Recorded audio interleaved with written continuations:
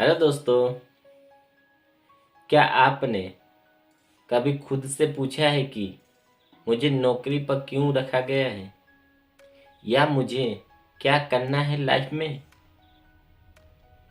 यह एक बहुत अहम सवाल है जिसे आप अपने करियर में बार बार पूछ सकते हैं। ज़्यादातर लोगों को तो ठीक ठीक ये पता ही नहीं होता कि उन्हें नौकरी पर क्यों रखा गया है। अगर आप इस बारे में बिल्कुल क्लियर नहीं है कि आपको नौकरी पर क्यों रखा गया है, तो आप अपना सर्वश्रेष्ठ प्रदर्शन करना, ज़्यादा तनख्वाह पाना और ज़्यादा तेज़ी से प्रमोशन पाना आपके लिए बिल्कुल बहुत मुश्किल होगा। सरल भाषा में कहें तो आपको कोई खास परिणाम पाने के लिए नौकरी पर रखा गया है।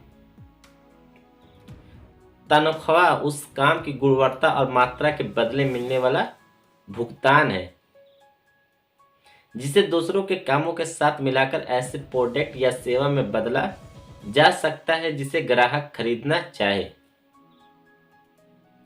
आम तौर पर आपके काम को 5-7 प्रमुख परिणाम क्षेत्रों में बांटा जा सकता है। प्रमुख परिणाम क्षेत्रों की संख्या शायद ही इससे ज्यादा होती हो या नहीं होती हो। इसका मतलब है कि वो परिणाम जिन्हें आपको अपनी जिम्मेदारियां पूरी करने और कंपनी में अधिकतम योगदान देने के लिए अनिवार्य रूप से हासिल करना ही है। प्रमुख परिणाम क्षेत्र वह है जिसके लिए पूरी तरह आप जिम्मेदार होते हैं।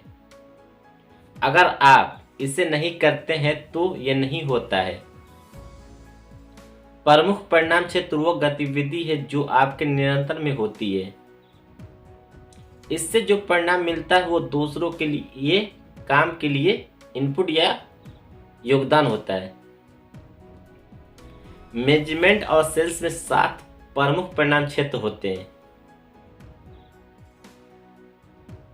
मैनेजमेंट के प्रमुख क्षेत्र हैं योजना बनाना, आयोजन करना, स्टाफ नियुक्ति करना, काम सौंपना, निरीक्षण करना, मूल्यांकन करना और रिपोर्ट तैयार करना। अपनी जिम्मेदारियों को सफलतापूर्वक निभाने के लिए मैनेजर को इन सभी क्षेत्रों में परिणाम पाने होंगे। इनमें से किसी भी एक क्षेत्र में कमजोर होने पर मैनेजर की कामयाबी का लेवल कम हो सकता है और वो असफल भी हो सकता है। सेल्स के भी 7 प्रमुख परिणाम क्षेत्र हैं। ग्राहक से तालमेल और विश्वास बनाना, आवश्यकताएं पहचानना, राजी करने वाले ऑफर देना, आपत्तियों का जवाब देना, सेल क्लोज करना और दोबारा बिक्री और परिचितों का नाम प्राप्त करना। इन प्रमुख योग्यताओं में से किसी एक में कमजोर प्रदर्शन से बिक्री कम हो सकती है। आप चाहे जो भी करते हो, आपके पास शानदार अंदाज में काम करने की बुनियादी योग्यता तो होनी ही चाहिए। ये मांगे लगातार बदलती रहती है। आपने मूल्य क्षमताएं विकसित कर ली है। इनकी वजह से आपके लिए वो काम करना संभव हो गया है, लेकिन निश्चित प्रमुख परिणाम आपके काम के लिए बहुत महत्व रखते हैं। जो नौकरी आपकी सफलता और असफलता तय करती है। अपने काम के प्रमुख परिणाम क्षेत्रों को पहचानना उच्च प्रदर्शन की शुरुआती बिंदु है। अपने बॉस के साथ उन पर बातचीत करें। अपनी सबसे महत्वपूर्ण जिम्मेदारियों की सूची बना लें। फिर यह निश्चित कर लें कि आपके ऊपरी लेवल, आपके सामान्य लेवल और आपके निचले लेवल के लोग उस सूची से सहमत हों। मिसाल के तौर पर, सेल्समैन के लिए ग्राहक से अपॉइंटमेंट की सहमति लेना एक प्रमुख परिणाम क्षेत्र है। यह काम सेल्स प्रक्रिया की कुंजी है। सेल्स क्लोज करना भी एक प्रमुख परिणाम क्षेत्र है। जब सेल्स पूरी हो जाती है तो यह कई अन्य लोगों की गतिविधियों को ऑन कर देती है,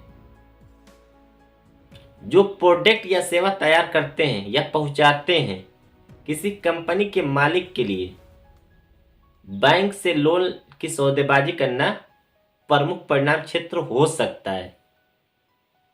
सही कर्मचारियों को नियुक्त करना और असरदार ढंग से काम सौंपना भी प्रमुख परिणाम क्षेत्र है। सिक्योरिटी के लिए ईमेल भेजना और फोन का जवाब देना या फोन कॉल्स कुशलता से किसी सही व्यक्ति तक पहुंचाना प्रमुख परिणाम क्षेत्र है। इन कामों को फौरन और बखूबी करने की योग्यता से ही काफी हद तक कर्मचारियों की तनख्वाह और भावी प्रमोशन तय होते हैं। अपने प्रमुख परिणाम क्षेत्र तय करने के बाद आपको अपनी ग्रेडिंग करनी चाहिए। अपना मूल्यांकन 1 से 10 के पैमाने पर करें, जिसमें 1 न्यूनतम और 10 अधिकतम है। आप खुद को ये नंबर दे सकते हैं कि आप पहले पर हैं या दूसरे पर कि तीसरे पे कि 10 पे।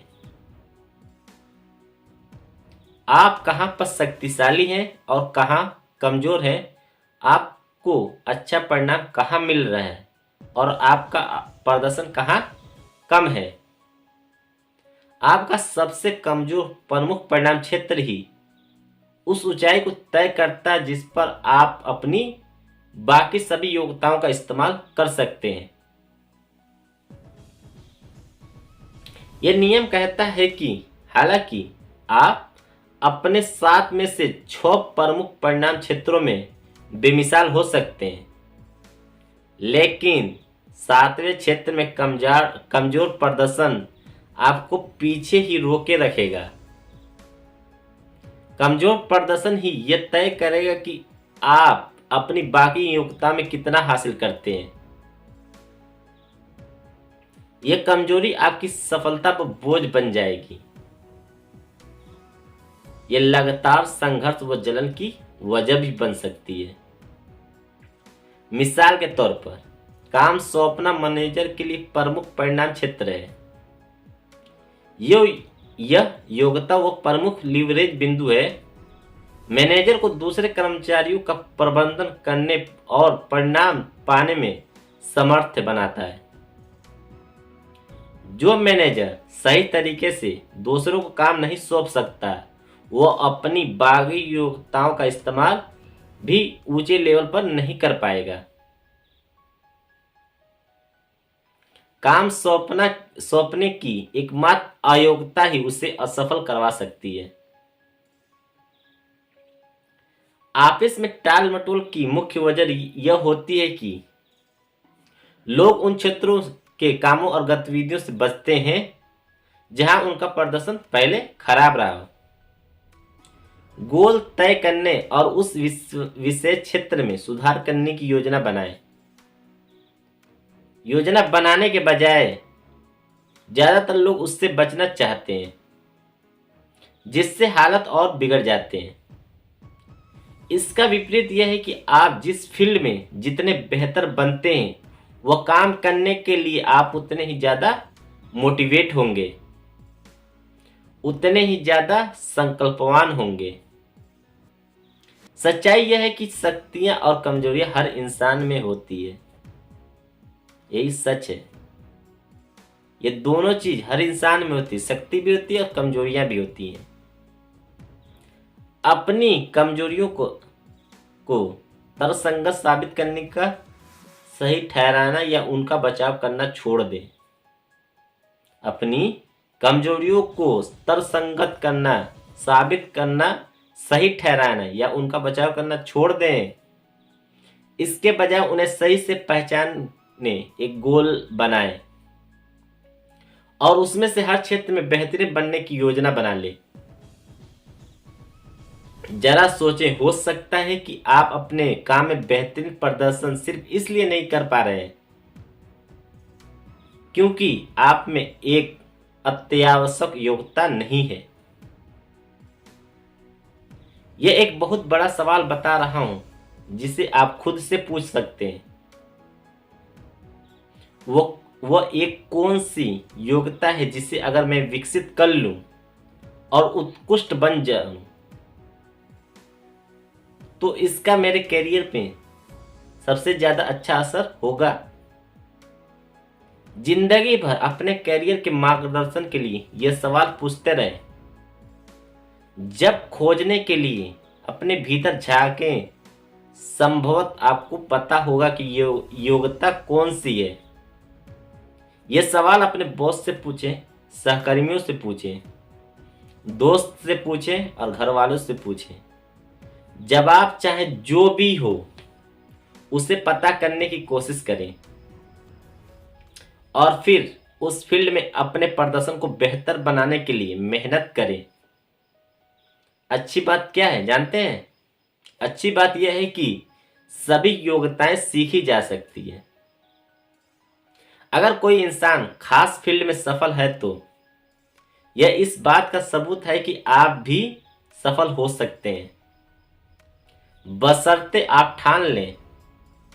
टाल मटोल छोड़ने और ज्यादा तेजी से ज्यादा काम करने का एक तेज और बेहतरीन तरीका यह है कि आप अपने फील्ड में सफल बन जाएं।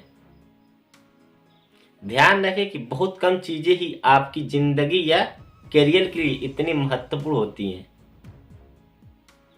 अपने काम के प्रमुख परिणाम क्षेत्रों का पता लगाएं। वो कौन से हैं? प्रमुख परिणाम को लिख लें जिन्हें आपको उत्कृष्ट अंदाज में काम करने के लिए पाना ही है। हर क्षेत्र में 1 से 10 के पैमाने पर अपनी ग्रेडिंग करें।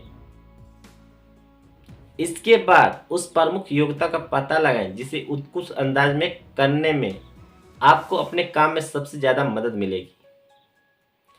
आप सिर्फ तभी बन सकते हैं जब आप दूसरे लोगों के सृजनात्मक सुझाव पर खुले दिमाग से विचार करें। अपने परिणाम के बारे में अपने स्टाफ और सहकर्मियों से बातचीत करें। अपने जीवन साथी से चर्चा करें। अपने पूरे करियर में नियमित जांच की आदत डाल लें। कभी भी बेहतर बनना न छोड़ें।